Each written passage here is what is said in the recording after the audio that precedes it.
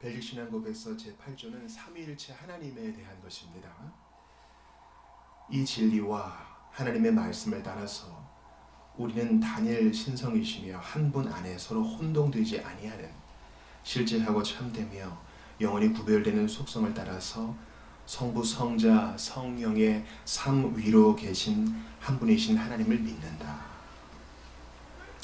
성부 하나님은 보이는 것들과 보이지 않는 것들, 모든 것의 존재의 원인이며 기원이요 출처이십니다. 성자 하나님은 성부 하나님의 말씀이요 지혜요 형상이십니다. 성령 하나님은 영원한 능력과 힘으로 성부와 성자로부터 오십니다. 삼위의 이러한 구별은 하나님을 세 분으로 나누지 않습니다. 성부, 성자, 성령 각각이 독특한 성격에 따라 다른 성질을 가지고 계실지라도 삼위는 그러한 존재 양식을 따라서 오직 한 분 하나님이시라고 성경이 우리에게 가르치기 때문입니다. 그렇다면 성부는 성자가 아니며 성자는 성부가 아니시며 마찬가지로 성령은 성부나 성자가 아니심이 분명해집니다. 이렇게 서로 구별됨에도 불구하고 성삼위는 서로 나뉘어지지 않으며 혼돈되거나 혼합되지 아니합니다. 오직 성자만이 육신을 입으시고 성부께서 육신을 입지 아니하셨으며 성령도 그렇게 하지 않으셨기 때문입니다. 성부께서는 성자 없이 또는 성령 없이 계신 적이 없으신데 삼위가 영원부터 동등하게 한 분이시며 동일한 본질로 계시기 때문입니다. 성삼위에는 첫 번과 마지막이 없으니 진리와 능력, 선함과 자비하심에 있어서 삼위가 한 분이기 때문입니다. 아멘.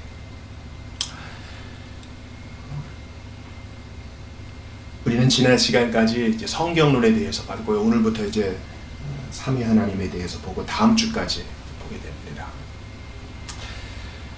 성삼위 하나님에 대해서 2주간 우리가 나눈 이유는 한 번에 다 몰아서 할 수 있지만 이 삼위 하나님은 우리의 지성으로 다 이해할 수 없는 신비의 요소를 담고 있으며 동시에 초월적인 하나님을 더 깊이 다루고 있기 때문에 좀 성경을 따라서 깊이 자세히 볼 필요가 있어서 나누었습니다. 우리가 지난 시간에 종결했던 성경론에서도 정경론을 다루지 않았습니까? 성경은 한 권이지만 66권으로도 구별된다 이렇게 봤어요. 그런데 사실 성경에는 정경이란 말이 없거든요. 66권이란 말도 없고요. 이 삼위일체, 삼위 하나님에 대해서도 마찬가지입니다. 뭐 위격, 뭐 속성, 실제 뭐 이런 철학적인 용어를 쓸 필요가 무엇이 있는가? 우리는 그냥 성경 그대로만 믿겠다 하시는 우리 형제자매들이 상당히 많습니다. 그러나 그것은 기독교 2000년 역사 속에서 교회가 이렇게 발전해오고 또 어떠한 도전을 감내해 왔는지를 무시하는 처사라고 할 수 있겠어요. 이단과 사이비가 나타나기 전에는 우리 선배들은 또 바른 교회는 성경을 그대로 다 받아들였습니다. 구약과 신약으로 나뉘어져 있으며 66권의 성경은 우리의 믿음의 고백이다. 정확무오하다. 충분하다. 구원받기에 충분하고 하나님의 사람으로 자라가기에 충분하다. 이렇게 고백하고 있었습니다. 그러나 마르시온을 비롯한 많은 이단들이 아니다. 구약의 하나님은 폭력적인 하나님이기에 구약 성경은 받을 수 없다. 바울의 책 중에 어려운 것은 좀 빼놓고 너무 유대적인 거 빼놓고 우리 사랑의 하나님을 논하는 것만 좀 일부 가져가자. 이렇게 자기들끼리의 이단과 사이비의 성경을 정경으로 고집하는 바람에 바른 정통교회는 이제 그 도전에 대한 응전으로서 아니다. 성경은 신구약 성경인데 이 66권이 한 권으로 존재합니다라고 고백하기에 이른 것입니다. 그러므로 처음부터 성경 66권이 앞에 나선 것이 아니라 이단과 사이비 거짓 교사의 출현으로 말미암아 그 응전으로 교회는 신앙 고백을 정립하고 성경론을 정립하고 그렇게 한 것입니다. 삼위일체도 마찬가지입니다. 예수님이 승천하시고 난 이후에 정말 급속한 속도로 거짓 교사들이 드러났습니다. 거짓 교사들의 주된 공격은 바로 그리스도였어요. 자, 예수님은 우리를 사랑하셨기에 상당히 이단과 사이비, 거짓 교사가 이용해 먹을 만한 그 여지가 있었는데요. 그것은 바로 하나님의 사람이 되셨다는 데 있습니다. 이거 봐라. 하나님의 사람이 되셨다고? 그러면 예수라는 이 존재는 하나님 아버지 성부보다 열등한 존재겠구나. 그래서 아리우스라는 사람은 성자가 예수님이 존재하지 않으신 적이 있었다라는 것을 상당히 많이 주장하여서 로마 제국 곳곳에서 이 주장이 설득력 있게 받아들여졌습니다. 세상적인 감각을 봐도 그래요. 분명히 아버지가 더 높고 아들은 좀 더 열등하고, 또한 어떻게 셋이 하나일 수 있느냐. 구약시대에는 아버지로 계시다가 신약시대에는 예수님 계실 때는 아들로 계시다가 이제 승천하신 이후에는 성령으로 계시겠지. 뭐 이러한 가르침들도 있었습니다. 그러나 우리는 우리의 믿음의 고백은 무엇이에요? 다른 어떤 아무리 유명하고 거룩한 사람이 정리했다 할지라도 성경을 벗어나지 말고 성경에 최종적인 권위를 두는 것이 우리의 믿음의 고백입니다. 그러므로 우리는 성경에서 우리 벨릭 신앙 고백이 얘기하는 것처럼 하나님은 한 분이신데 삼위로 존재하신다는 것을 우리는 믿음으로 고백합니다. 그리고 그러한 이단과 사이비, 거짓 교사의 주장을 배척합니다. 사실 현대의 이단과 사이비는요, 다 형태만 다를 뿐 같은 입장이에요. 그리스도를 부인합니다. 그리고 거기에 자기들의 교주와 자기들의 가르침과 자기들의 독특한 인물들을 내세우죠. 독특한 주장들을 내세우죠. 하나님 아버지를 건드리지는 않아요. 뭐 이른바 하나님 어머니 이렇게 접근하는 사람도 있지만 성부에 대해서는 보통 잘 접근하지 않고, 만만한 예수님, 육신이 됐으니까 만만한 거예요. 그럼 나라고 못될 게 뭐냐?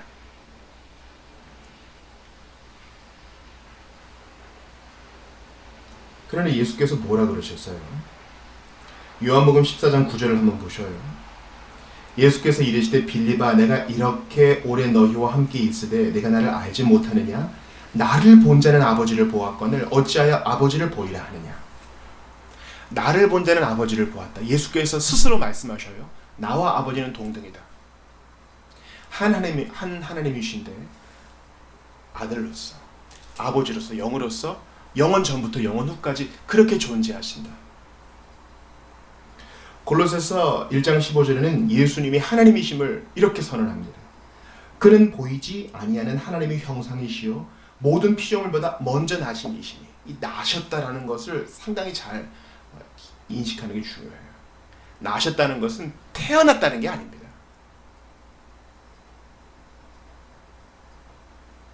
예수님은 육신으로 우리의 대표자가 되어 속죄의 사역을 감당하시기 위해 마리아의 몸을 비워 인간으로 나셨긴 했지만 그 이전부터 성자 하나님이셨고 말씀 되신 하나님이셨습니다.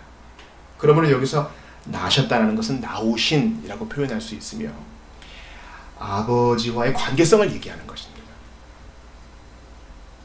태어났다는 의미가 아닙니다. 그래서 우리 니케아 신경 한 달에 한 번 고백할 때도 나셨지만 태어나신, 창조된 분은 아니다, 그렇게 고백하잖아요. 예수님의 세례 장면은 삼위 하나님이 같이 등장하시는 아주 대표적인 본문이에요. 예수께서 지상 명령, 승천하시면서 내리신 명령에도 삼위 하나님이 등장하시죠. 그것은 다음 주에 보겠습니다. 요한복음 1장 1절부터 3절을 보시죠. 태초에 말씀이 계시니라. 이 말씀이 하나님과 함께 계셨으니 이 말씀은 곧 하나님이시니라. 그가 태초에 하나님과 계셨고 만물이 그로 말미암아 지은 바 되었으니 지은 것이 하나도 그가 없이는 된 것이 없느니라.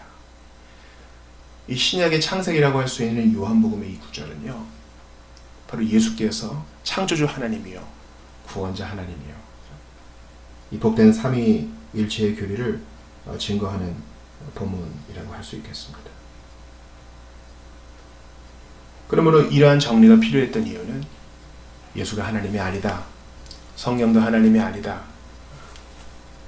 성경에서 가르치는 삼위 하나님에 대한 것은 틀린 것이다라는 이단과 사이비의 가르침을 배격하고 교회의 이 복음을 잘 수호하고자 정리한 문서라고 할 수 있겠습니다.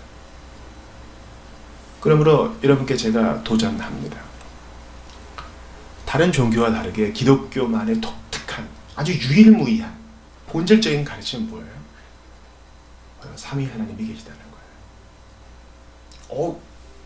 예수 천당 불신조 그거 아닙니까? 그것은 다분히 우리 쪽에서의 입장이죠. 예수 믿으면 내가 용서받아 천국에 가고, 예수 안 믿으면 당신은 지옥에 갑니다.